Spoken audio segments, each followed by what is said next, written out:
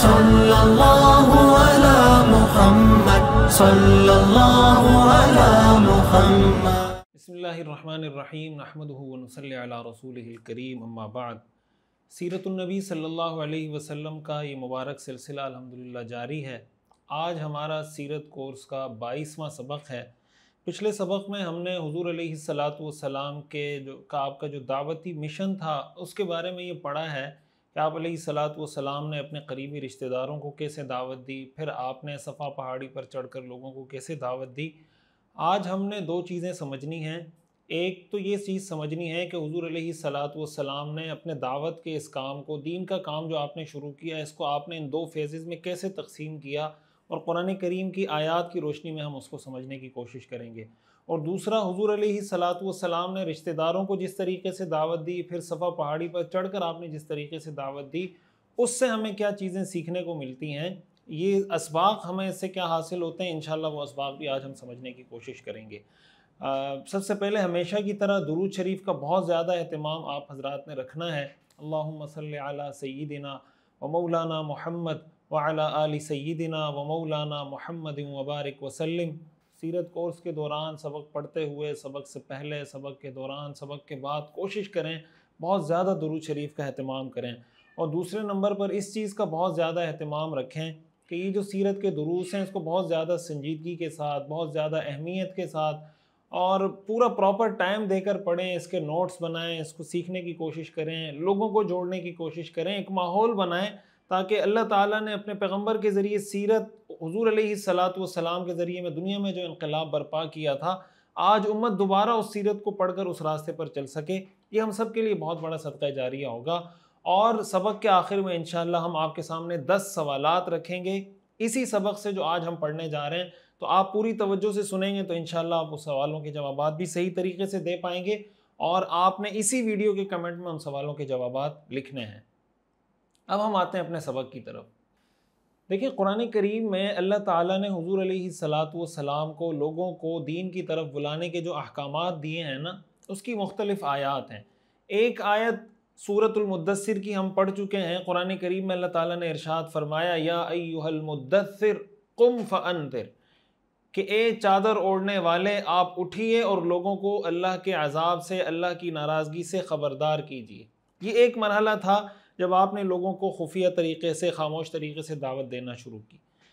अल्लाह ताला ने कुरान करीम में हुज़ूर अलैहिस्सलातु वस्सलाम को हुक्म दिया, फ़स्दअ बिमा तुअमरु व अअरिज़ अनिल मुशरिकीन, कि जिस चीज़ का आपको हुक्म दिया जा रहा है आप खुलकर बयान कर दीजिए और मुशरिकीन से दरगुजर कीजिए। अगर कोई फिर भी शिर्क करता है आप उससे दरगुजर कीजिए। व अंज़िर अशीरतकल अक़रबीन, कि आप अपने करीबी रिश्तेदारों को ख़बरदार कीजिए। कुरान करीम सूरत अश-शूरा की एक आयत है, उसमें अल्लाह ताला ने इरशाद फरमाया, लितुन्ज़िरा उम्मल क़ुरा व मन हौलहा, ताकि आप उम्मुल क़ुरा से मुराद मक्का, ताकि आप उम्मुल क़ुरा वालों को भी अल्लाह के अज़ाब से ख़बरदार करें, व मन हौलहा, जो इसके इर्द गिर्द रहने वाले हैं उनको भी ख़बरदार करें अल्लाह के अज़ाब से और क़यामत के दिन की होलनाकी से।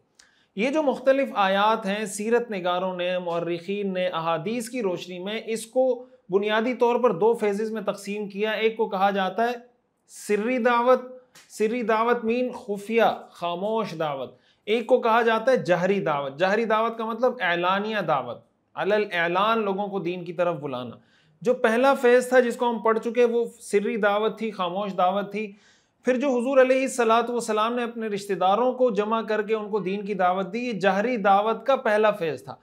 यानी जो जहरी दावत है, एलानिया दावत, उसको हुज़ूर अलैहिस्सलातु वस्सलाम ने मुख्तलिफ मराहिल में पाया तकमील तक पहुँचाया।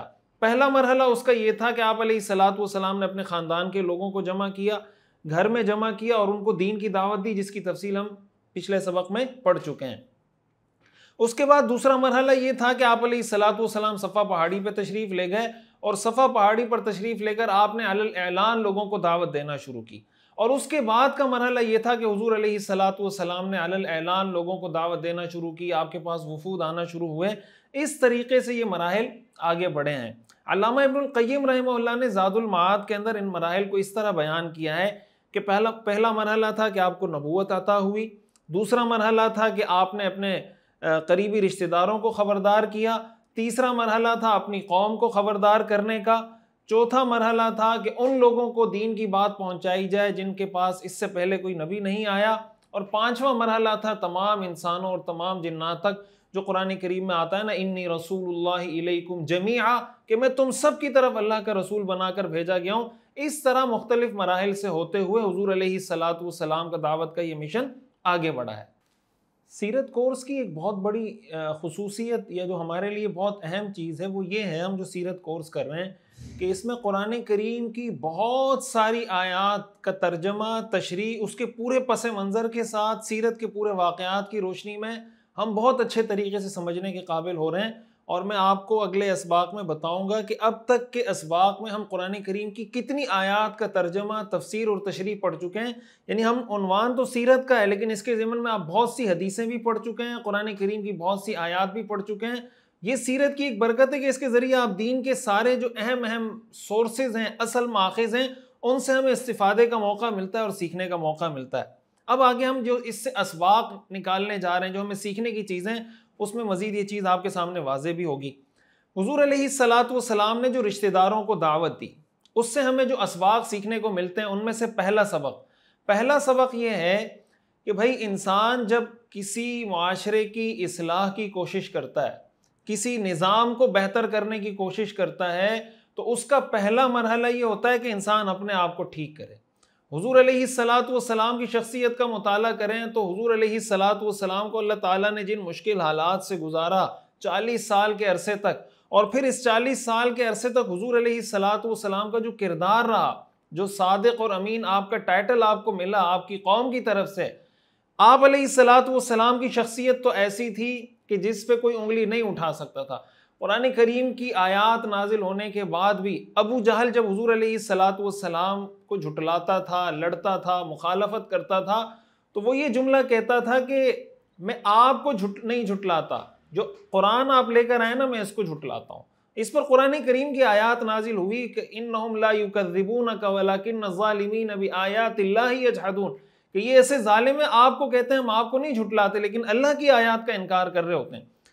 तो पहला मरहला होता है कि इंसान कोशिश करे कि भाई मैं अपने आप को बेहतर करूं। दूसरा मरहला ये होता है कि उसका आगाज आप अपने घर से करें, और घर से करने के बाद फिर आप उसको आगे लेके चलें।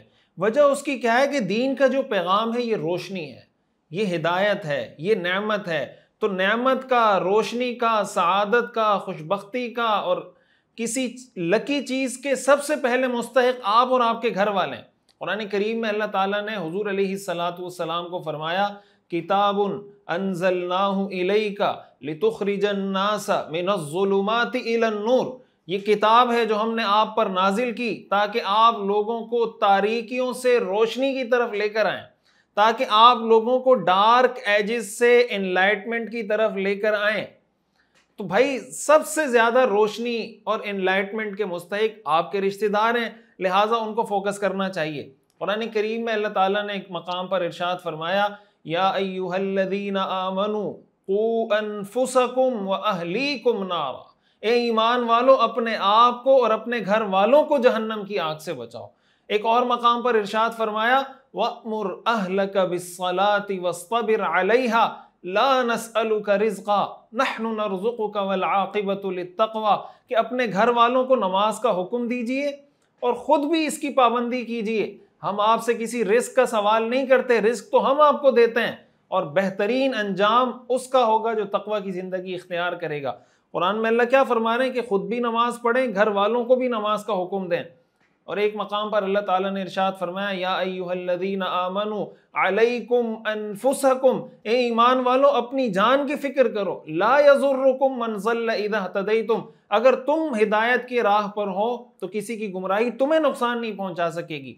ये हमें सीखने को मिलता है कि पहले मरहले में इंसान को, आप कोई भी इस्लाह करने जा रहे हैं ना, आप समझते हैं मिसाल के तौर पर मुआशरे में लोग झूठ बहुत बोलते हैं, फराड बहुत करते हैं, धोखाधड़ी बहुत करते हैं, तो आप ज़रा, मैं अपना जायज़ा लूँ, आप अपना जायज़ा लें कि मैं अपनी ज़िंदगी में कहाँ कहाँ फराड कर रहा हूँ, मैं कहाँ कहाँ दो नंबरी कर रहा हूँ, मैं कहाँ कहाँ नाजायज़ तरीके से लोगों से पैसे कमा रहा हूँ। अगर मैं डॉक्टर हूँ, मैं इंजीनियर हूँ, मैं कोई जनाब किसी बैंक में काम, मैं क्या ऐसा काम है, किसी पुलिस के महकमे में हूँ, मैं किसी किसी भी इदारे में हूँ, मेरी ज़िंदगी में क्या ऐसा काम है जो गलत है और मैंने उसको ठीक करना है। मतलब मैं ये रोना तो रोता रहता हूँ कि भाई मुआशरे में रिश्वत, लोग रिश्वत के बगैर काम नहीं होता, तो अगर मैं खुद रिश्वत ले रहा हूँ तो मुआशरे से रिश्वत कैसे ख़त्म होगी। तो पहले मैं ये फैसला करूँ कि भाई मैंने रिश्वत नहीं लेनी। फिर अपने बच्चों की तरबियत करते हुए उनको बताना कि बेटा जब बड़े बन जाओ, अगर पुलिस में अफसर लगो, किसी सरकारी महकमे में लगो, कस्टम में लगो, किसी भी शोबे में लगो, रिश्वत नहीं लेना। अगर आपको लगता है कि भाई मिलावट हो रही है, दो नंबरी हो रही है, तो खुद भी कोशिश करें मैं कर रहा हूँ या नहीं कर रहा। अगर मैं नहीं कर रहा तो अल्हम्दुलिल्लाह, अगर खुदा न खास्ता मुब्तला हूं तो उसको ठीक करूं। बच्चों की तरबियत इस एतबार से करें कि बेटा आपने कभी जिंदगी में मिलावट नहीं करनी। मुआशरे में हमें जो जो खामियां खराबियां नजर आ रही हैं ना, ये हमारा आईना है, ये हमारा चेहरा, हमारा अक्स हमें दिखा रहा है, ये रिफ्लेक्ट कर रहा है कि हम कौन है। आज हमारा सबसे बड़ा मसला ये है कि हम औरों को तो ठीक करने की कोशिश करते हैं, खुद को और अपने घर को ठीक करने की कोशिश नहीं करते। हमारा तालीमी निज़ाम, तालीमी सिस्टम इस तरह का है कि हम बच्चों को ये तो सिखाते हैं कि पैसा कमाना है, ज़्यादा कमाना है, घर बनाना है, बंगला बनाना है, गाड़ी खरीदनी है, लग्जरी लाइफ स्टाइल आपका होना चाहिए और बस चिल करना है, दुनिया में मज़े करने हैं। लेकिन जिन बुराइयों का हम रोना रो रहे होते हैं, उन बुराइयों से रोकने के लिए कोई मैकेनिज्म, कोई तरबियत का सिस्टम, कोई पूरा ऐसा निज़ाम हम नहीं डेवलप कर रहे जिसकी वजह से हम ये समझ सकें कि मेरा ये बच्चा जब सोसाइटी में जाएगा तो कम से कम ये फराड नहीं करेगा, दो नंबरी नहीं करेगा, जुल्म नहीं करेगा, किसी के पैसे नहीं दबाएगा, रिश्वत नहीं लेगा, नाजायज़ कमीशन किसी से नहीं लेगा, वगैरह वगैरह, कोई हराम काम ये मुआशरे के अंदर नहीं करेगा। हुजूर अलैहिस्सलातु वस्सलाम के दावत के इस उसलूब से हमें ये सीखने को मिलता है। और आज से ये आज़म कीजिए, एक चेक लिस्ट बनाएं गुनाहों की जो मुआशरे में नज़र आ रही है, जो बुराइयां मुआशरे में नज़र आ रही है, हर आदमी चेक लिस्ट बनाए, बच्चा, बूढ़ा, जवान, औरत, मर्द, सब। फिर देखें मुझ में इनमें से कौन सी खामियां हैं, सीरत की इस रोशनी में फैसला करें कि आज के बाद मैंने इनसे बचना है। दूसरे नंबर पर ये फैसला करें कि भाई आज के बाद मैंने अपने बच्चों को भी इससे रोकने की कोशिश करनी है। तो ये पहला सबक है जो कुरान करीम की, जो सीरतुन नबी सल्लल्लाहु अलैहि वसल्लम के इस वाक़े से हमें सीखने को मिलता है। इसी में एक ज़िम्नन एक बात मैं बता दूं, आज हमारे यहाँ ह्यूमैनिटी की बात की जाती है, ह्यूमनिज़म की बात की जाती है और रेनेसांस और नशत सानिया की बात की जाती है कि 16वीं 17वीं ईस्वी में असल में, सदी में असल में इंसान पैदा हुए हैं। और इससे पहले का जो एरा था वो डार्क एजेस का एरा था और उसके बाद एनलाइटमेंट और रोशन ख्याली का दौर शुरू हुआ है। ये जो तस्वुर दुनिया को दिया जाता है ये लोगों की आंखों में धूल झोंकने के मुतरादिफ है। कुरान करीम में अल्लाह ताला ने ये फरमाया कि इस्लाम के आने से पहले का जो दौर था वो डार्क एजेस था और इस्लाम के आने के बाद का जो दौर है वो डार्क एजेस नहीं है। ये जो डार्क एजेस कहा जाता है, ये यूरोप वाले उस वक्त डार्क एजेस में थे, यूरोप वाले उस वक्त तारीकी में थे, जहालत की जिंदगी गुजार रहे थे। मुसलमान उसी वक्त तारीकी से निकल चुके थे, उनका रेनेसांस उसी वक्त हो चुका था जब अल्लाह ताला ने अपने पैगंबर हमारे आका हजरत मोहम्मद सल्लल्लाहु अलैहि वसल्लम को दुनिया में भेजा था। इसलिए एक मुसलमान का ये तस्वुर बड़ा क्लियर होना चाहिए कि हम 17वीं सदी से पहले डार्क एजेस में नहीं थे, हम उससे पहले भी इनलाइटमेंट में थे, उसके बाद भी इनलाइटमेंट में हैं। यूरोप वाले उससे पहले डार्क एजेस में थे। और हकीकत बात यह है कि दीन, मजहब, अखलाक, कल्चर, सकाफत के एतबार से वो आज भी डार्क एजेस में है। साइंस, टेक्नोलॉजी, इल्म में तरक्की एक अलग मसला है, लेकिन ख़ानदानी निज़ाम, फैमिली सिस्टम, कल्चर, सकाफत, दीन, मजहब, अल्लाह से ताल्लुक़, आखिरत की फ़िक्र, इस हवाले से वो आज भी डार्क एजेस में है। कुरान करीम आज भी उनको इस चीज़ की दावत देता है कि भाई तुम इस डार्क एजेस से निकलकर इस इनलाइटमेंट की तरफ आ जाएं। तो ये तस्वुर हमारा बहुत क्लियर होना चाहिए। इस वजह से हमारे बहुत से नौजवान आज कंफ्यूज हो रहे होते हैं। ये बहुत एक तफसीली टॉपिक है, मैं जस्ट यहाँ उसकी तरफ इशारा मैंने किया है। इसमें मेरा एक बहुत तफसीली बयान है जिन्ना मेडिकल यूनिवर्सिटी में हुआ था, ह्यूमनिज्म वर्सेस इस्लाम। तो मैं ये चाहूँगा कि अगर आपके पास वक्त हो आप वो पूरा सबक सुने। तो मैंने उसमें कुछ हिस्ट्री बयान करने की कोशिश की है और जो लोगों को कंफ्यूज किया जाता है और जो रियलिटी है, तो आप अगर वो सुनेंगे तो मुझे उम्मीद है उससे आपको बहुत फ़ायदा होगा। मैं कोशिश करूँगा कि डिस्क्रिप्शन में या कमेंट में उसका लिंक ज़रूर डाल दूँ। दूसरा सबक जो हमें सीखने को मिलता है वो ये मिलता है कि देखें, जब आपके पास कोई दीन का पैगाम लेकर आता है, आपके सामने कोई दीन की बात आती है, तो आपका उस पर रिएक्शन क्या होना चाहिए, आपको कैसे रिस्पॉन्ड करना चाहिए। अब अगर आप इस पर गौर करें, देखें हुजूर अलैहिस्सलातु वस्सलाम को नबूवत मिली, आप हज़रत खदीजा रज़ी अल्लाह ताला अन्हा के पास तशरीफ़ लाएँ। तो हज़रत खदीजा का रिस्पॉन्स क्या था, उनका रिएक्शन क्या था, किस तरीके से उन्होंने एक्सेप्ट किया, आपको रिसीव किया, किस तरीके से तसल्ली दी और ईमान ले आई। हज़रत अबू बकर सिद्दीक़ रज़ी अल्लाह ताला अन्हु के सामने जब आपने अपना पैगाम पेश किया, हदीस आप पहले पढ़ चुके हैं, आपने फरमाया कि उन्होंने लम्हा बराबर तरद्दुद नहीं किया और बग़ैर सोचे समझे मेरी बात पर ईमान ले आए। ये रिएक्शन था हज़रत अबू बकर सिद्दीक़ रज़ी अल्लाह ताला अन्हु का, हज़रत खदीजा रज़ी अल्लाह ताला अन्हा का और दीगर अस्साबिक़ीन अल-अव्वलीन का।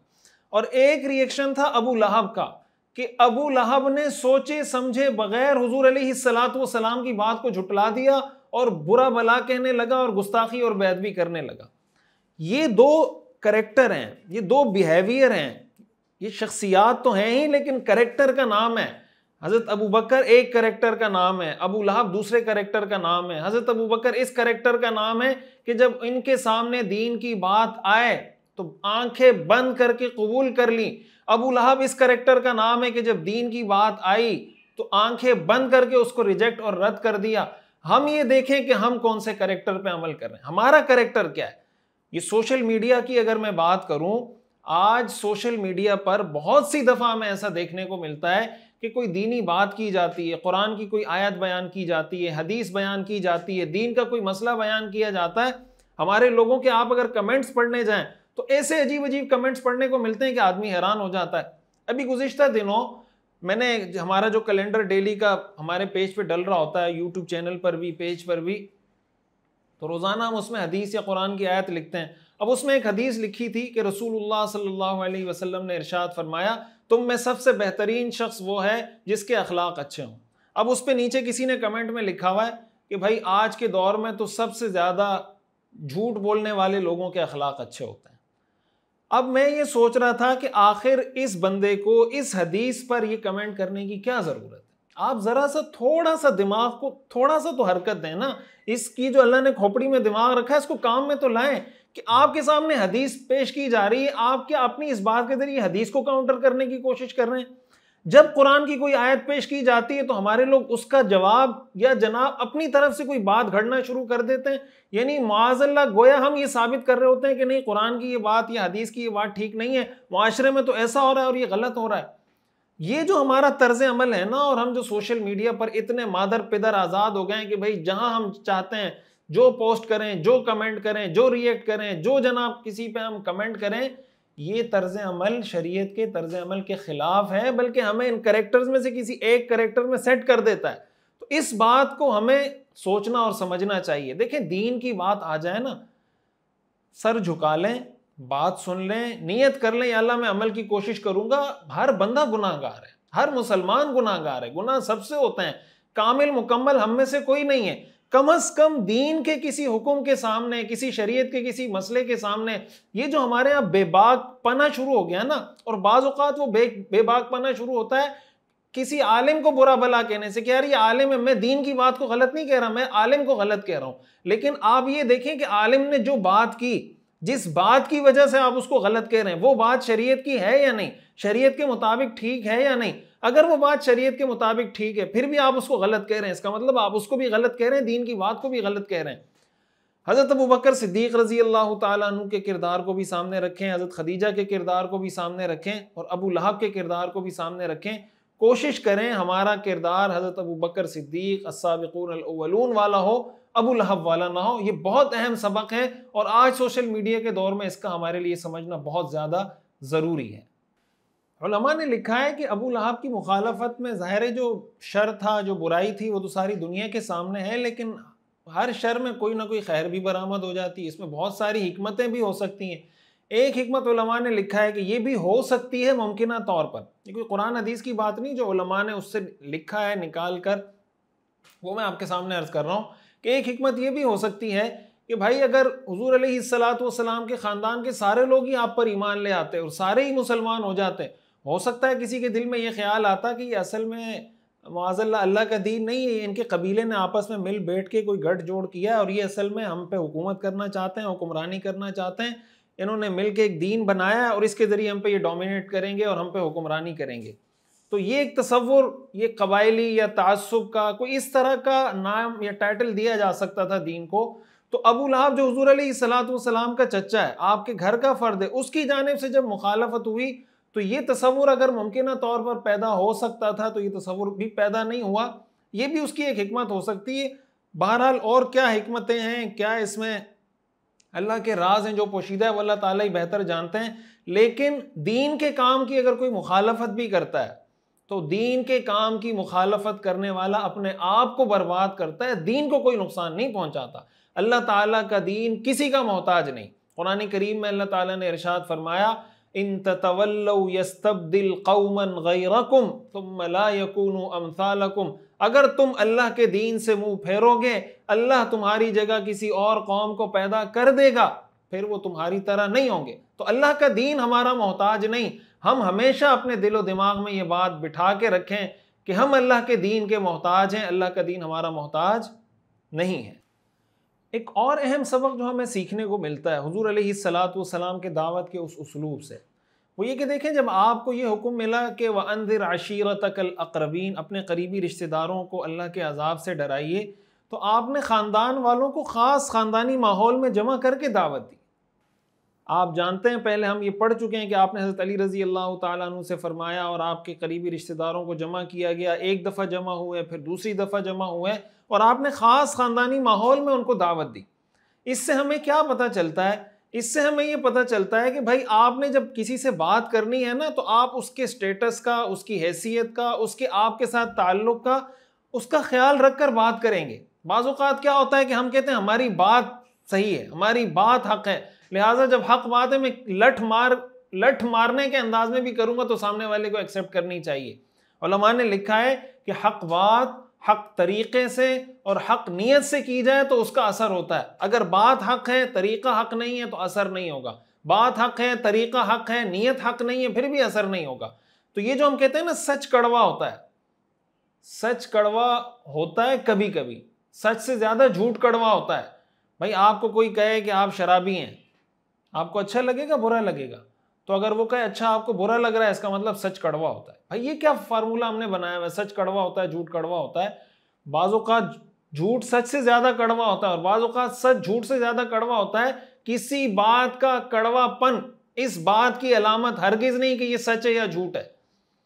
हमें ये हुक्म है, उदउ इला सबील रब्बिका बिल हिकमति वल मौइज़तिल हसना, कि जब अल्लाह के दीन की तरफ बुलाना है हिकमत के साथ, विजडम के साथ और अच्छे तरीके से नसीहत करके। अब ख़ानदान वालों को दावत देने के लिए हुजूर अलैहिस्सलातु वस्सलाम ने ख़ानदानी माहौल क्रिएट किया, फिर उनको दावत दी। हदीस शरीफ में आता है, हज़रत आयशा रज़ी अल्लाह ताला अन्हा के पास एक सवाल करने वाला शख्स आया, तो हज़रत आयशा रज़ी अल्लाह ताला अन्हा ने उनको रोटी का एक टुकड़ा दे दिया और उसने मांगा, आपने रोटी का टुकड़ा दे दिया। फिर दूसरा आदमी गुजरा जिसने कुछ अच्छे कपड़े पहने हुए थे, अच्छा लिबास था, उसकी हालत से लग रहा था कि कोई वेल सेट आदमी है, उसने भी मांगा। हज़रत आयशा रज़ी अल्लाह ताला अन्हा ने उसको बिठाया और बिठाकर उसके सामने खाना पेश किया और फरमाया कि खा लो। तो किसी ने उनसे पूछा कि एक भिखारी आया था, उसको आपने रोटी का टुकड़ा पकड़ाया और वो चला गया, दूसरा आया तो आपने उसको बिठा के वो बाकायदा प्रॉपर तरीके से खुद बिठा के खिलाया, इसमें वजह क्या है? तो हज़रत आयशा रज़ी अल्लाह ताला अन्हा ने फरमाया कि मैंने रसूलुल्लाह सल्लल्लाहु अलैहि वसल्लम से सुना, आपने फरमाया अनज़िलुन्नास मनाज़िलहुम, हर शख्स को उसके मकाम पर रखो, हर शख्स से मामला करते वक्त उसकी हैसियत को सामने रख कर मामला करो। आज हमारे यहाँ मसला क्या होता है कि बाप ने अगर बेटे को समझाना है तो वो बेटे को उसके दोस्तों के सामने जलील करेगा, वो अपने बेटे को अपने दोस्तों के सामने जलील करेगा कि ये तो चरसी है, शराबी है, फलां करता है, मेरी बात नहीं मानता, हड हराम है, नमाज नहीं पढ़ता, फजर के लिए जगाता हूँ, फजर के लिए नहीं उठता। भाई ये इस्लाह का कौन सा तरीका है? हमारे एक दोस्त हैं, वो मुझे कहने लगे कि उनके वालिद साहब माशाल्लाह बड़े तबलीगी हैं पक्के। तो कहा, मैंने अपने वालिद से कहा कि भाई आप अब्बा जान, आप माशाल्लाह बाहर लोगों को इतनी नरम मिजाजी से तरगीब देते हैं, अगर घर में भी आप थोड़ा इसी नरमी वाले स्टाइल से घर वालों से मोहब्बत से बात करें और तरगीब दें दीन की, तो कितनी अच्छी बात होगी। घर वाले तो नरमी के ज़्यादा मुस्तहिक हैं। तो सास बहू को जलील करती है उसकी देवरानियों के सामने, जिठानियों के सामने और जनाब उसकी नंदों के सामने, इससे बंदा ज़िद्दी बनता है, वो बात एक्सेप्ट नहीं करता। तो ये जो तरीक़ाकार है ना हुजूर अलैहिस्सलातु वस्सलाम का, ख़ानदान वालों को अलग जमा करके उनको दीन की दावत देने का, इससे हमें ये सीखने को मिलता है कि भाई आपने जब किसी से कोई बात करनी है, आप उसकी हैसियत को देखो, उसके साथ अपने ताल्लुक को देखो, और ताल्लुक देखने के बाद आप ये समझो कि कहाँ पर, किस तरीके से, किस वक्त में मैं इससे बात करूंगा तो मेरी बात असर करेगी। ये पूरी उसके लिए प्लानिंग करके, तैयारी करके जब आप उसके सामने बात रखेंगे तो वो आपकी बात को एक्सेप्ट करेगा। इसलिए वालिदैन के लिए बहुत अहम उसूल है। ये मैं बात पहले कई दफ़ा बता चुका हूं कि वालिदैन को ये चाहिए कि अब बच्चा स्कूल से आया, उसने बस्ता रखा नहीं, आपने नसीहत शुरू कर दी। पेपर दे के वो आया नहीं, आपने सवालात करना शुरू कर दिए, पेपर कैसा हुआ, सवालात कैसे थे, ये कैसा था, वो कैसा था, फलाना कैसा था। वो पहले ही टेंशन में, आप उसको और टेंशन देना शुरू कर देते हैं। इस चीज को समझें कि कहां कौन सी बात करनी है, कौन सी बात नहीं करनी।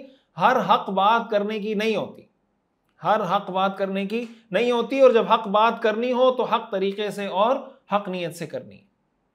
एक और चीज जो हमें सीखने को मिलती है, हुजूर अलैहिस्सलातु वस्सलाम ने जो मुखातब करके फरमाया था ना हजरत सफिया को, हजरत फातिमा को, तमाम अपने रिश्तेदारों को, कि भाई जो मुझसे मांगना है मांग लो, क़यामत के दिन में तुम्हारे काम नहीं आऊंगा। इसकी तफसील हम पिछले असबाक में एक जगह तफसील से हम पढ़ चुके हैं कि नसब कहाँ काम आएगा, कहाँ काम नहीं आएगा। लेकिन इतनी बात याद रखें कि शिर्क की सूरत में अगर कोई आदमी शिर्क की हालत में मरा है तो क़यामत के दिन उसका नसब उसके काम नहीं आएगा। कुरान करीम में अल्लाह ताला ने इसको वाज़े कर दिया। हुजूर अलैहिस्सलातु वस्सलाम ने अपनी इस हदीस में इसको वाज़े कर दिया कि भाई अगर खुदा न खास्ता कोई इस दीन पर ईमान नहीं लाता और वो इसी हालत में दुनिया से चला जाता है, मैं उसके किसी काम नहीं आऊँगा। और उसके बावजूद हुजूर अलैहिस्सलातु वस्सलाम ने ये फरमाया, गैर अन्न ली बिकुम रहिमन सअबुल्लुहा बिबलालिहा, हाँ मेरी तुम्हारे साथ रिश्तेदारी है, रिश्ता मैं निभाता रहूँगा। एक बात अच्छे तरीके से ये समझें कि कुफ्र की वजह से, शिर्क की वजह से खूनी रिश्ते ख़त्म नहीं होते। आपके वालिद अगर खुदा न खास्ता मुशरिक हैं, वो फिर भी आपके वालिद हैं। आपका बेटा अगर काफिर है, वो फिर भी आपका बेटा है। अगर शराबी है, वो फिर भी आपका बेटा है। आपका चचा अगर फासिक फाजिर है, वो फिर भी आपका चचा है। अगर वो किसी और मजहब को फॉलो करता है, वो फिर भी आपका चचा है। कुफ्र और फिस्क और गुनाह की वजह से खूनी रिश्ते ख़त्म नहीं होते। ये अलग बात है कि शरीयत बाज़ मौक़ों पर ये आपको कहती है कि भाई अगर आप समझते हैं कि मैं उसका बाइकाट करूंगा उसकी इस्लाह हो जाएगी, तो वक्ती तौर पर आप उसका बाइकाट करें, लेकिन इससे रिश्ते ख़त्म नहीं होते कि आप कहें मेरा कोई चचा नहीं, मेरा कोई अब्बा नहीं, मेरा कोई बेटा नहीं, मेरा कोई मामू नहीं। ये रिश्ते अल्लाह के बनाए हुए, आप इसको ख़त्म नहीं कर सकते। ला तदरून अय्युहुम अक़रबु लकुम नफ़ा, अल्लाह फरमाते हैं ये मेरे रिश्ते बनाए हुए, तुम इसको नहीं तब्दील कर सकते। तो ये बात अच्छे तरीके से समझनी चाहिए। हुजूर अलैहिस्सलातु वस्सलाम ने यही फरमाया कि मेरी तुम्हारे साथ रिश्तेदारी है, अगर तुम ईमान लाते हो रिश्तेदारी में फिर भी निभाऊंगा, अगर तुम ईमान नहीं लाते रिश्तेदारी में फिर भी निभाऊंगा। तो जो सिला रहमी का हुक्म है, सिला रहमी आपने गैर मुस्लिम रिश्तेदारों के साथ भी करनी है, मुस्लिम रिश्तेदारों के साथ भी करनी है, और ये इस हदीस से हमें सीखने को मिलता है। बल्कि अगर मैं आपको इससे बढ़कर एक और बात बताऊं कुरान करीम और हदीस की रोशनी में, कि हुजूर अलैहिस्सलातु वस्सलाम को जो अल्लाह ताला ने हुक्म दिया ना कि आप अपने करीबी रिश्तेदारों को दीन की दावत दें, उलमा ने लिखा है इसमें क्या हिकमत है। एक बहुत बड़ी हिकमत उलमा ने लिखी है, ये है कि पहले तो आपने अपने करीबी दोस्तों को जो आपके एतमाद वाले थे उनको दावत दी, तो उनमें से जो लोग मुसलमान हो गए वो एक तरह से आपके सपोर्टर बन गए, आपके साथ खड़े हो गए। फिर जब आपने रिश्तेदारों को दावत दी, रिश्तेदारों में दोनों तरह के लोग थे। कुछ लोग तो वो थे जो मुसलमान हो गए, कुछ वो थे जो मुसलमान नहीं हुए। लेकिन जब उन तक ये पैगाम पहुंच गया कि हमारा भतीजा, हमारा भांजा, हमारा ये ख़ानदान का फ़र्द इस तरह का एक पैगाम लेके जा रहा है, इसको कोई नुकसान पहुंचा सकता है, तो वो अगर इस्लाम नहीं लाए थे तब भी हुजूर अलैहिस्सलातु वस्सलाम के साथ खड़े हो गए। ये जो ख़ानदान का ताल्लुक़ है, ये एक बहुत बड़ी अहम वजह थी जिसकी वजह से मुअर्रिखीन ने, उलमा ने, सीरत निगारों ने लिखा है कि अल्लाह ताला ने इब्तिदा में ही अपने रिश्तेदारों को दीन की दावत देने का हुक्म दिया ताकि वो ईमान लाएं या ना लाएं लेकिन आपकी सपोर्ट में खड़े हो जाएं। इसलिए कि इंसान की ज़िंदगी में उसके ख़ानदान की बहुत अहमियत होती है। देखिए, इंसान जब ज़िंदगी में कामयाब होता है ना, बज़ाहिर तो उसको ये नज़र आ रहा होता है कि मेरे वालिदैन ने तरबियत की, उन्होंने फ़ीस भरी, ये किया वो किया, लेकिन उसमें आपके पूरे ख़ानदान का अमल दखल होता है। आपको जो एक प्रोटेक्शन हासिल हो रही होती है, आपको मुआशरे में जो एक स्टेटस मिल रहा होता है, आपकी जो एक हैसियत होती है, वो आपके पूरे ख़ानदान के मजमूए से एज अ होल लोग आपको एक बड़ी पिक्चर में देख रहे होते हैं कि ये इतने बड़े ख़ानदान का, कम्युनिटी का एक फ़र्द है। तो आपको अगर कोई नुकसान पहुंचाना भी चाहता है, वो ये सोचता है कि भाई इसका फलाना चच्चा है, इसका मामू है, इसका चच्चा ये करता है, भाई फलां महकमे में अब्बा ये करता है, और जनाब ये इस कम्युनिटी का, इनके कम्युनिटी का आपस में ऐसा इत्तेहाद है। बहुत सारी चीज़ों में जो आपको प्रोटेक्शन मिल रही होती है, अनकॉन्शियसली, गैर शऊरी तौर पर वो आपके ख़ानदान की वजह से मिल रही होती है। तो ये जो हम बाज़ औक़ात ख़ानदानी निज़ाम को गैर अहम समझना शुरू कर देते हैं, ये हमारी बहुत बड़ी गलत फहमी है।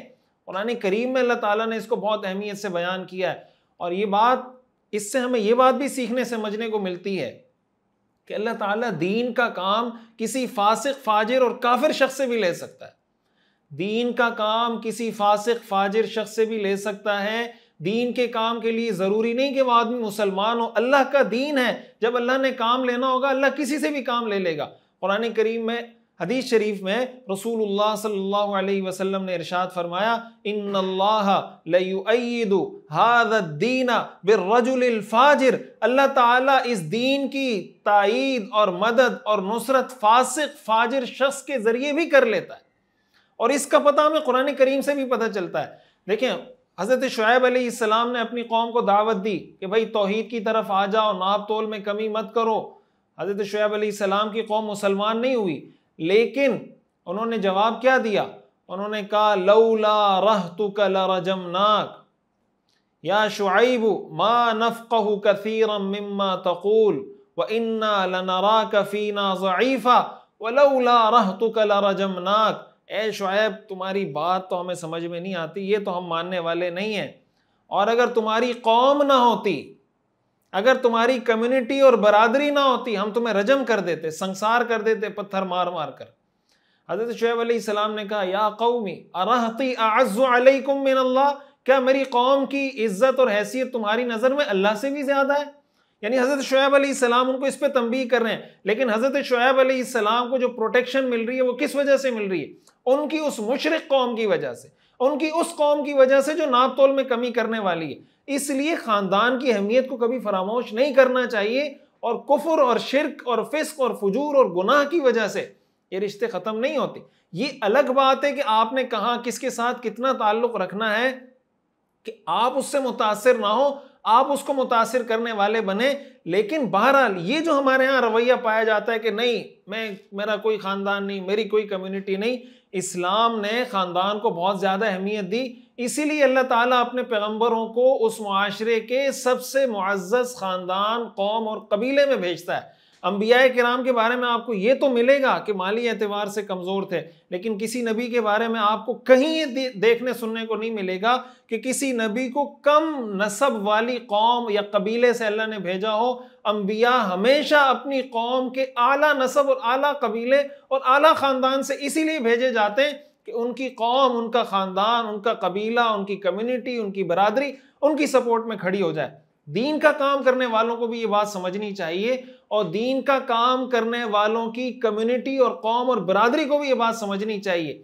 आज हमसे जब ये गैरत निकलती जा रही है, तो इस सेंस में भी ये गैरत निकलती जा रही है कि बाज़ औक़ात हम अपनी कौम के आदमी को, अगर वो दीन का काम कर रहा होता है, तने तनहा छोड़ देते हैं। आपका कज़न है, आपका चचा ज़ाद है, आपका मामू ज़ाद है, आपका खाला ज़ाद है, भतीजा है, भांजा है, बेटा है, अगर वो दीन का काम कर रहा है, आप उसको सपोर्ट करें, आप उसके साथ खड़े हों। ये ना हो कि आप इज़हार ला ताल्लुक़ी कर दें जिस तरह अबू लहब ने किया था। दीन का काम करने वालों को सपोर्ट करना ये उस ज़माने के उन लोगों का काम था जो मुशरिक थे, जो काफिर थे, जो अल्लाह के साथ शिर्क करते थे। तो हम तो फिर मुसलमान हैं, हमें दीन का काम करने वालों के साथ कितनी मजबूती के साथ खड़ा होना चाहिए। ये सीरत का एक बहुत अहम मैसेज है। ये भी आप आज से आज़म कीजिए कि आपके ख़ानदान में, आपकी कम्युनिटी में, आपकी बिरादरी में कोई दीन का काम करने वाला, आपकी कम्युनिटी का मतलब आपकी कौम में, आपके मुल्क में, आपके खित्ते में, आपके तबके में, आप कहें कि भाई मैं दीन का काम करने वाले इस शख्स के साथ खड़ा हूं। और इस सपोर्ट की ज़रूरत जब अंबिया को है, जब अंबिया को इस सपोर्ट की ज़रूरत है, तो आज के उलमा को इसकी कितनी ज़रूरत होगी, मुफ्तियान किराम को कितनी ज़रूरत होगी। ये जो उलमा को दिन रात गालियाँ दी जाती हैं, बुरा भला कहा जाता है, उलमा उम्मत को दीन सिखा रहे हैं, कुरान पढ़ा रहे हैं, हदीस पढ़ा रहे हैं, अपनी ज़िंदगियाँ वक्फ की हुई हैं, दुनिया जहान के सारे काम काज छोड़कर इसी में लगे हुए कि इस कौम को हम दीन सिखा दें। और ये कौम है कि मुसलसल कदर करने वाले लोग भी हैं, ऐसा नहीं, सब ऐसे नहीं हैं, लेकिन एक बहुत बड़ा तबका ऐसा है जो मुसलसल उलमा को बुरा भला कहना, गालियाँ देना, उनको जनाब डीमोटिवेट करना, उनको डीग्रेड करना, उनको डीवैल्यू करना, उनका जनाब स्टेटस मुतासिर करने की कोशिश करना। ये हमारी कौम की एज अ होल उम्मत की जिम्मेदारी है कि वो देखे दीन का पॉजिटिव काम, दीन का सही काम जो कर रहा है, हम उसके साथ खड़े हों, उसकी टांगें ना खींचें और हम देखें कि हम सहाबा किराम और मुशरिकीन मक्का के किरदार में से किस किरदार के साथ खड़े हैं। अब आते हैं इस बात की तरफ कि हुजूर अलैहिस्सलातु वस्सलाम ने अपने रिश्तेदारों को दावत देने के बाद सफ़ा पहाड़ी पर जाकर जो दावत दी, उससे हमें सीखने को क्या मिलता है। मैं आपको पहले बता चुका हूँ कि उस ज़माने में मामूल ये था, किसी ने ऐलान करना होता था, सफ़ा पहाड़ी पे जाता था, फिर नारा लगाता था या सबाहा, वाए उसकी सुबह, यानी उसकी सुबह की तबाही। मकसद ये होता था कि कोई ख़तरनाक ऐलान होता था जिसके लिए वो वहाँ चढ़ते थे, और उस मतलब ये होता था कि अब कोई तबाही आने वाली है। और उसके बाद वो अपने सर पे मट्टी डालता था, अपने कपड़ों को चाक करके फाड़ करके, और फिर वो ऐलान करता था। हुजूर अलैहिस्सलातु वस्सलाम सफ़ा पहाड़ी पर तशरीफ़ भी लेकर गए, ये आपके उसका रिवाज था, कल्चर था, अपनी बात पे और पैगाम पहुँचाने का एक तरीक़ा था। या सबाहा जो कहा जाता था, आपने वो भी कहा, लेकिन आपने ना अपने सर पे मट्टी डाली, ना आपने अपने गिरेबान को चाक किया, ना अपने कपड़ों को फाड़ा। इससे हमें ये सीखने को मिलता है कि मुआशरे के अंदर अपनी बात पहुंचाने का जो तरीक़ाकार राइज हो, उस तरीक़ाकार को इख्तियार करना हुजूर अलैहिस्सलातु वस्सलाम की सुन्नत और तरीक़ा है, इस शर्त के साथ कि उसके उन तरीक़ों को, उन एस्पेक्ट्स को, उन पहलुओं को छोड़ दिया जाए जो शरीयत से मुतसादिम हैं, और जो जो चीज़ें शरीयत से टकराती नहीं हैं और मुआशरे में, सोसाइटी में, दुनिया के अंदर उसको लेके चला जा रहा है अपनी बात, अपना पैगाम पहुंचाने के लिए। दीन का काम करने वाले की जिम्मेदारी है कि हर उस जरिए को बेहतर से बेहतर तरीके से प्रोफेशनलिज्म के साथ पकड़े और दीन का पैगाम उसके जरिए पहुंचाए। आज की अगर मैं बात करूं, उस जमाने में सफ़ा पहाड़ी पर चढ़कर या सबाहा का नारा लगाना ये उस वक्त का मीडिया था। आज का दौर हमारे पास सोशल मीडिया है, प्रिंट मीडिया है, इलेक्ट्रॉनिक मीडिया है, फेसबुक है, व्हाट्सएप है, ट्विटर है, टिकटॉक, ये सारे मीडियाज हमारे पास हैं। अब दीन का पैगाम पहुंचाना हमारे लिए कितना आसान हो गया। अब ये सीरत का कोर्स चल रहा है, कोई दुनिया के किसी कोने में बैठ के सुन रहा है, कोई कहाँ सुन रहा है। अब हमारे लिए दीन का पैगाम पहुंचाना कितना आसान है। अब सवाल ये पैदा होता है कि हम अपने दुनिया के काम के लिए मीडिया को कितना इस्तेमाल करते हैं और दीन के काम के लिए मीडिया को कितना इस्तेमाल करते हैं। आप कोई प्रोडक्ट बनाते हैं तो उसकी मार्केटिंग के लिए, उसकी तशहीर के लिए आप कितना पैसा लगाते हैं, कितने लोगों से आप कंसल्टेंसी लेते हैं, कितना आप उस पर वक्त खर्च करते हैं, कितनी आप उसके लिए प्लानिंग करते हैं। और एक सीरत का कोर्स है, दीन का काम है, इसको लोगों तक पहुंचाने के लिए, इसकी मार्केटिंग के लिए हम क्या कर रहे हैं। दीन का पैगाम पहुंचाने के लिए उस वक्त के तमाम जायज़ दस्तयाब ज़राए को इस्तेमाल करना हमारे आका हज़रत मोहम्मद सल्लल्लाहु अलैहि वसल्लम की सुन्नत है। और इससे हमें यह भी पता चलता है कि आज के दौर में उलमा का मीडिया पर आना, लेकिन उन उलमा का मीडिया पर आना जिनको बात करने का सलीका आता हो, बात करने का ढंग आता हो, अपनी बात दूसरे आदमी को समझाने का सलीका और तरीका आता हो, लोगों की नफ्सियात को समझता हो, सोशल मीडिया की नफ्सियात को समझता हो, ऐसे उलमा का मीडिया पर आना कितना अहम है। और जो उलमा सोशल मीडिया पे काम कर रहे हैं, आवाम के लिए ऐसे उलमा को, उनके काम को सपोर्ट करना ये कितना अहमियत का हामिल है। तो आज से आप इस बात का भी आज़म कीजिए। हमारे यहाँ अगर कोई इस तरीके से चीज़ों को शेयर कर रहा हो, सारे प्लेटफॉर्म्स को इस्तेमाल कर रहा हो, ये बात मैं पहले भी बता चुका हूँ, यानी कोई बहुत अक्लमंदी से मीडिया का इस्तेमाल कर रहा हो तो लोग उसकी बुजुर्गी में शक करते हैं। हमारे यहाँ बुजुर्गी के अजीब व गरीब मैयारात हैं। बुजुर्गी का मैयार ये कि सर पे एक चादर रखें, पगड़ी बांधें, थोड़ा सा सर को टेढ़ा करें, या एक मिसवाक रखें, आप रेडीमेड बुजुर्ग हैं। ये हमारे यहाँ बुजुर्गी का मैयार है।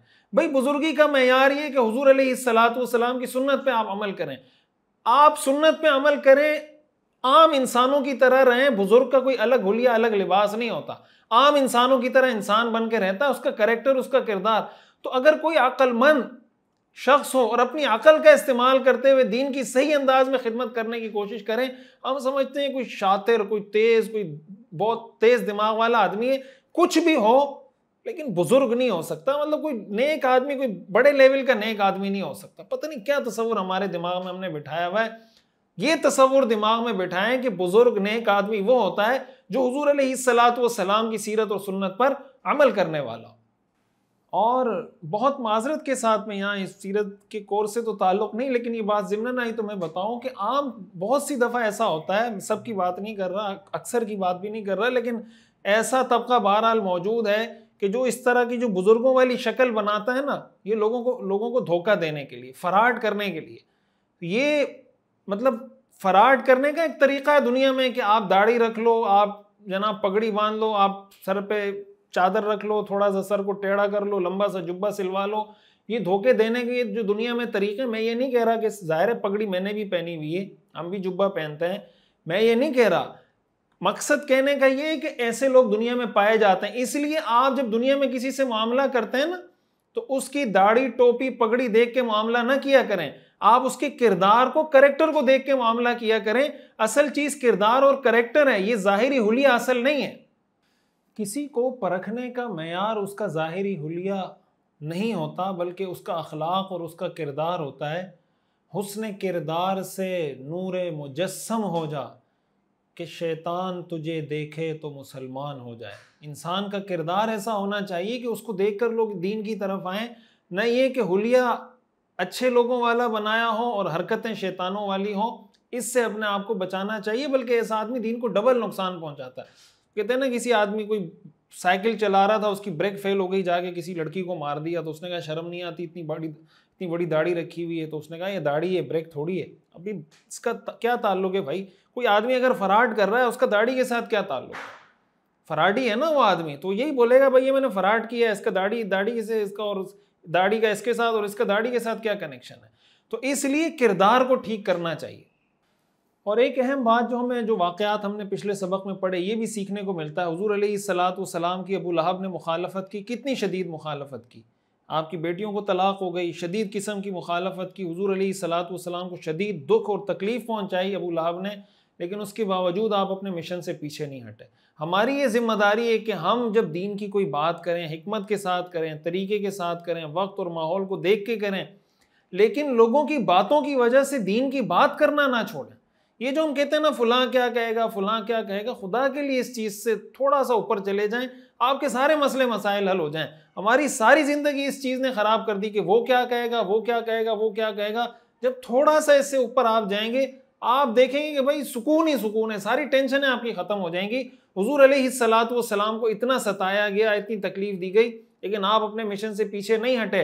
सीरत कोर्स के तवस्सुस से आज हम सब ये आज़म करें कि हम जब दीन का काम करें, दीन की दावत दें, दीन का पैगाम पहुंचाएंगे, सीरत कोर्स पढ़ेंगे, पढ़ाएंगे, सुनेंगे, सुनाएंगे, समझेंगे, अमल करेंगे, इसकी राह में जो रुकावट आएगी तो हम भी पीछे नहीं हटेंगे इंशाअल्लाह। एक और अहम सबक जो हमें सीखने को मिलता है इस वाक़े से, जो हुज़ूर अलैहिस्सलाम का इब्तिदाई दावत का जितना भी उसलूब है, कुरान करीम के अंदर ना दो अल्फाज इस्तेमाल हुए हैं लोगों को दीन का पैगाम पहुंचाने के लिए। एक लफ्ज़ इस्तेमाल हुआ इंज़ार, और एक लफ्ज़ इस्तेमाल हुआ है तबशीर।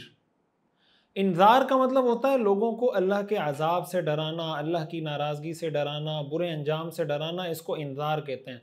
और इस काम करने वाले को नज़ीर कहते हैं। नज़ीर का मतलब डराने वाला। तबशीर कहते हैं खुशखबरी सुनाने वाला, कि अगर ये करोगे जन्नत में जाओगे, ये करोगे इतनी नेकियां मिलेंगी, ये करोगे, इसको कहते हैं तबशीर। और ये काम करने वाले को बशीर कहते हैं। हुज़ूर अलैहिस्सलाम के बारे में कुरान करीम में आता है ना, वमा अरसलनाका इल्ला काफ़तल लिन्नासी बशीरन व नज़ीरा, कि ए पैगम्बर हमने आपको तमाम लोगों की तरफ बशीर और नज़ीर बनाकर भेजा, खुशखबरी देने वाला और डराने वाला बनाकर भेजा। लेकिन अगर आप गौर करें, कुरान करीम के अंदर इंज़ार का जो लफ्ज़ है, यानी डराने का जो लफ्ज़ है, ये तकरीबन 125 मरतबा इस्तेमाल हुआ है। और तबशीर और खुशखबरी देने का जो लफ्ज़ है, ये तकरीबन 50 मरतबा इस्तेमाल हुआ है। यानी आप ये कह सकते हैं कि इंज़ार का जो लफ्ज़ है, ये तबशीर के मुकाबले में डबल से भी ज़्यादा इस्तेमाल हुआ है। इससे हमें उलमा ने इसकी वजह लिखी कि आखिर देखें, कुरान करीम में जब दावत का आपको हुक्म दिया गया, या अय्युहल मुद्दस्सिर कुम फ़अन्ज़िर, यहाँ भी इंज़ार का लफ्ज़, आप खड़े हो जाइए, लोगों को डराइए। फिर जब करीबी रिश्तेदारों का मामला आया, वअन्ज़िर अशीरतकल अक़रबीन, अपने करीबी रिश्तेदारों को डराइए। फिर आप अलैहिस्सलाम जब सफ़ा पहाड़ी पे चढ़े, आपने फरमाया इन्नी नज़ीरुल लकुम बैन यदै अज़ाबिन शदीद, इन्नी नज़ीर, के मैं डराने वाला हूँ। हुज़ूर अलैहि इसी तरह जो सूरत शूरा की आयत हमने पढ़ी, लितुन्ज़िर उम्मल क़ुरा व मन हौलहा, ताकि तुम उम्मुल क़ुरा मक्का के लोगों को डराएं और उनके आसपास के लोगों को भी डराएं। तो कुरान करीम के अंदर इब्तिदा में हुज़ूर अलैहिस्सलाम को दीन की दावत देने के लिए जो हुक्म दिया गया, उसमें जो लफ्ज़ इस्तेमाल हुआ है वो इंज़ार का इस्तेमाल हुआ है। उलमा ने लिखा है आखिर इसमें हिकमत क्या है? एक हिकमत उलमा ने ये लिखी है कि मुशरिकीन का जो मुआशरा था वो अल्लाह से बहुत दूर था, वो बहुत ज़्यादा गफलत के अंदर पड़ा हुआ था। और जब इंसान गफलत में बहुत ज़्यादा आगे चला जाता है, उसको फिर खुशखबरी फ़ायदा नहीं देती, उसको जब डराया जाता है तो उसका कुछ दिमाग ठिकाने आता है और वो वापस आने की कोशिश करता है या थोड़ा सा सोचने समझने की कोशिश करता है। और इससे हमें नसीहत का एक अहम पहलू समझ में आता है कि आपने जब किसी को नसीहत करनी है तो आपने नसीहत का कौन सा तरीका इख्तियार करना है। आप उस शख्स को देखें, अगर वो ऐसा है कि वो बिल्कुल ऐसे एक्सट्रीम पे गया हुआ है कि वो बिल्कुल बेगम हो गया है हर किस्म की चीज़ों से, तो फिर आप उसको खुशखबरियाँ सुनाएंगे कि आप ये करेंगे तो ये फ़ायदा हो जाएगा, ये करेंगे ये हो जाएगा, इससे उसको इतना फ़ायदा नहीं होगा। डराने वाले अंदाज से उसको ज़्यादा फ़ायदा होगा। लेकिन आप देखें हुजूर अलैहिस्सलातु वस्सलाम ने जब हज़रत मुआज़ रज़ी अल्लाह ताला अन्हु को, हज़रत अबू मूसा अशअरी रज़ी अल्लाह ताला अन्हु को यमन भेजा दावत देने के लिए, आपने उनको जो नसीहत फरमाई वो क्या थी? उनको आपने नसीहत फरमाई यस्सिरा वला तुअस्सिरा वबश्शिरा वला तुनफ्फिरा, आसानियाँ पैदा करना, लोगों को मुश्किल में मत डालना, वबश्शिरा लोगों को खुशखबरियाँ सुनाना, वला तुनफ्फिरा लोगों को दीन से मुतनफ्फिर मत करना। उलमा ने लिखा है आखिर इसकी क्या वजह है कि अल्लाह ने जब हुजूर को हुक्म दिया तो हुक्म दिया कि डराइए, हुजूर जब सहाबा को भेज रहे हैं तो कह रहे हैं खुशखबरी सुनाइए। उसकी वजह ये लिखी है उलमा ने कि यमन के लोग अहले किताब थे, वो यहूद व नसारा थे, उनके पास दीन का इल्म था, वो अल्लाह को जानते थे, इसलिए उनको खुशखबरी सुनाई जाए तो वो दीन की तरफ जल्दी आ जाएंगे। मुशरिकीन मक्का ये अल्लाह से दूर थे, ये किसी किताब को मानने वाले नहीं थे, इनके लिए ज़्यादा बेहतर तरीका ये था कि इनको अल्लाह के अजाब से डराया जाए। इससे हमें ये समझ में आता है कि कहाँ पर आपने जहन्नम के वाक़यात सुनाने, कहाँ पे आपने जन्नत के वाक़यात सुनाने। और एक बात ये भी समझ में आती है, हमारे यहाँ अगर कहीं पे कोई जहन्नम के वाक़यात सुना रहा है, लोगों को अज़ाब क़ब्र से, हशर से डरा रहा है, तो लोग कहते हैं अरे मौलवी हर वक्त डराते ही रहते हैं। ये मैं आपसे माफ़ी हाथ जोड़कर ये कहना चाहूँगा, इस तरह के अल्फाज इस्तेमाल ना किया करें। भाई डराने का क्या मतलब? अल्लाह ने पैगम्बर को कहा अनज़िर, आप डराइए, हमने आपको नज़ीर बनाया। कुरान करीम में 125 बार ये लफ्ज़ इस्तेमाल हुआ। अब अगर कोई मौलवी साहब ये कर रहा है, ज़ाहिर है मौका महल को तो देखना है। अब ऐसा नहीं कि शादी का मौका है, शादी के मौके पे बयान के लिए बुलाया तो वो जहन्नम के वाक़यात सुनाना शुरू कर दे। ये तो कॉमन सेंस की बात है। मैं एज अ होल हम जो एक वैसे ही बिला वजह कमेंट दे रहे होते हैं ना कि ये मौलवी डराते ही रहते हैं, ये मौलवी पर डराते ही रहते हैं, ये जो तर्ज अमल है ये तर्ज अमल शरीयत का नहीं है और ये बहुत ख़तरनाक है। और दीन के काम पे आप कमेंट कर रहे हैं तो सोच समझ के आपको कमेंट करना चाहिए। तो कुरान करीम में फिर जब अल्लाह ताला ने हुजूर अलैहिस्सलातु वस्सलाम की रिसालत को आम करके और एक एज अ होल आपकी जो आप ये कह लें डेजिग्नेशन कह लें या आपकी जो हैसियत बयान की, तो उसमें अल्लाह ताला ने दोनों को एक साथ जिक्र कर दिया, वमा अरसलनाका इल्ला काफ़तल लिन्नासी बशीरन व नज़ीरा, कि आप बशीर भी हैं नज़ीर भी हैं। जहाँ बशारत की ज़रूरत पड़ेगी वहाँ बशारत, जहाँ डराने की ज़रूरत पड़ेगी वहाँ डराया जाएगा। फ़िक़्ह का एक उसूल है ना कि दफ़उल मज़र्रति औला मिन जल्बिल मनफ़ा, कि मज़र्रत और नुकसान को दूर करना ये नफ़ा हासिल करने से ज़्यादा बेहतर है।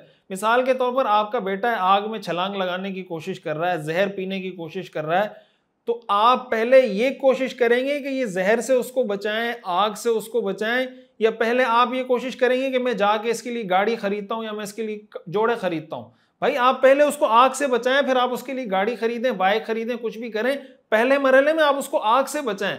हुजूर अलैहिस्सलातु वस्सलाम ने मुशरिकीन मक्का के साथ यही किया, पहले उनको ये कोशिश की समझाने की कि इस आग से अपने आप को बचा लो, फिर उनको दीन की दावत देना शुरू की। तो जहां आप घर में हो, मुआशरे में हो, कंपनी में हो, इदारे में हो, कहीं पर भी आप अगर कोई पॉजिटिव चेंज लेकर आना चाहते हैं, हमेशा ये उसूल याद रखें कि लोगों की नफ्सियात को देखें, उनकी साइकी को देखें, माहौल को देखें, मौके को देखें, टाइमिंग को देखें, बात को देखें, सामने वाले के स्टेटस को देखें, उसके मुताबिक जब आप बात करेंगे तो आपकी बात के अंदर असर पैदा होगा। हमारी बात में असर हमारी अपनी हरकतों की वजह से नहीं होता, बदनाम दीन की बात होती है, और फिर हम बदनामी दीन को देते हैं कि यार लोग दीन की बात सुनने के लिए तैयार नहीं, और हालांकि गलती हमारी अपनी होती। और एक और अहम उसूल हुजूर अलैहिस्सलातु वस्सलाम के दावत के इस उसलूब से हमें जो समझ में आया कि आप जब सफ़ा पहाड़ी पे तशरीफ़ ले गए तो आपने ये नहीं कि डायरेक्ट आपने दावत देना शुरू की, पहले तो आपने या सबाहा का नारा लगा, एक ट्रेडिशनल जो तरीका था, लोगों को जमा किया। उस जमा करने के बाद आपने उनसे सवाल किया, अरअयतुकुम लौ अन्न खैलन बिलवादी तुरीदु अन तुगीरा अलैकुम अकुंतुम मुसद्दिकिया, मैं तुमसे एक सवाल करना चाहता हूं, अगर मैं तुम्हें ये कहूं कि इस वादी के उस पार से एक लश्कर तुम पे हमला करना चाहता है, क्या तुम मेरी बात की तस्दीक करोगे? सब ने मिलकर क्या कहा? मा जर्रबना अलैका इल्ला सिद्का, हमने आपको कभी झूठ बोलते हुए नहीं देखा। उसके बाद हुजूर अलैहिस्सलातु वस्सलाम ने दीन की दावत दी।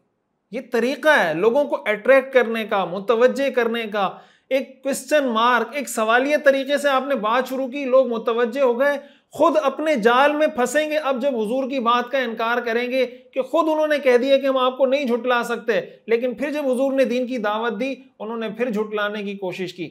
हुजूर अलैहिस्सलातु वस्सलाम ने दावत देने के तरीके में कोई कसर, कोई कमी नहीं छोड़ी। बाद में अगर कोई इनकार कर रहा है, अपनी हठधर्मी की वजह से तो इनकार कर रहा है, लेकिन हुजूर अलैहिस्सलातु वस्सलाम ने पहले माहौल बनाया, ब्रेनस्टॉर्मिंग की, एक बलागत का एक बेहतरीन उसलूब इख्तियार किया, लोगों को मुतवज्जे किया।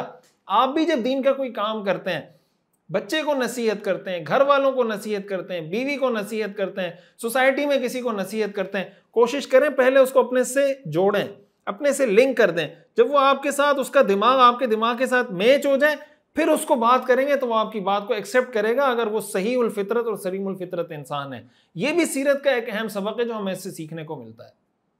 अब देखिए, ये एक वाक़या था, हुजूर अलैहिस्सलातु वस्सलाम ने दावत किस तरीके से दी, इससे हमें क्या क्या चीज़ें सीखने को मिलती है। हम जब कहते हैं ना कि हमने तरबियत करनी है, तरबियत के बहुत सारे अहम अहम उसूल आज हमने सीख लिए हैं। आज हमने ये आज़म करना है, ये इरादा करना है कि हमने सीरतुन नबी सल्लल्लाहु अलैहि वसल्लम के इन वाक़यात से हासिल होने वाले सबक को ऑब्ज़र्व करना है, उसको जज़्ब करना है, उसको सीखना है और उसको अपनी ज़िंदगी में इम्प्लीमेंट करने की कोशिश करनी है। अल्लाह ताला हमें समझने की और अमल करने की तौफ़ीक़ अता फ़रमाए।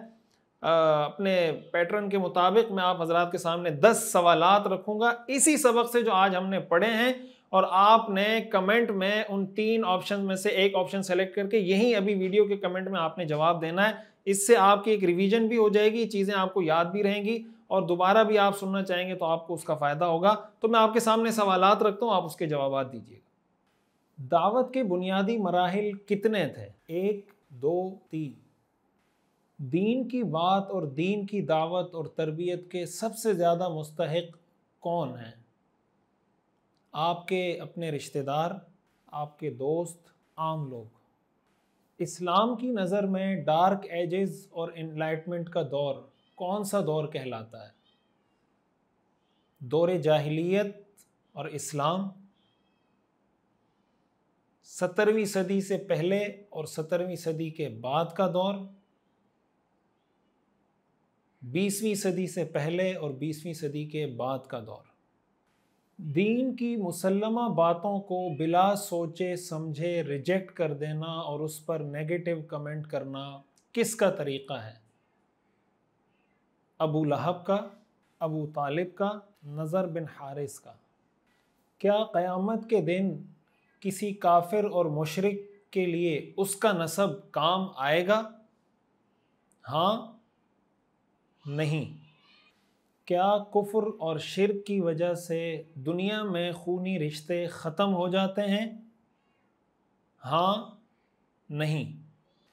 क्या आपकी कामयाबी और हिफाजत में शरीयत आपके ख़ानदान को अहम समझती है या नहीं? हाँ, नहीं। सफ़ा पहाड़ी पर चढ़कर दीन की दावत देने से हमें क्या सीखने को मिलता है? दावत के लिए जायज़ राइज तरीक़े इख्तियार करना, दावत के लिए उस वक्त के राइज जायज़ तरीक़ों से इज्तिनाब करना, दावत के लिए उस वक्त के राइज नाजायज़ तरीक़ों को इख्तियार करना। कुरान करीम में इंज़ार का लफ्ज़ ज़्यादा इस्तेमाल हुआ है या तबशीर का लफ्ज़ ज़्यादा इस्तेमाल हुआ है?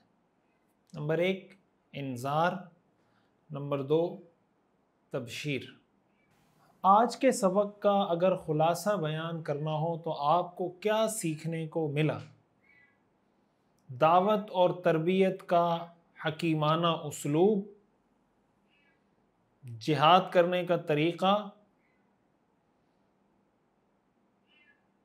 फैमिली सिस्टम को मजबूत करने का तरीक़ा। व आखिरु दावाना अनिल हम्दुलिल्लाहि रब्बिल आलमीन।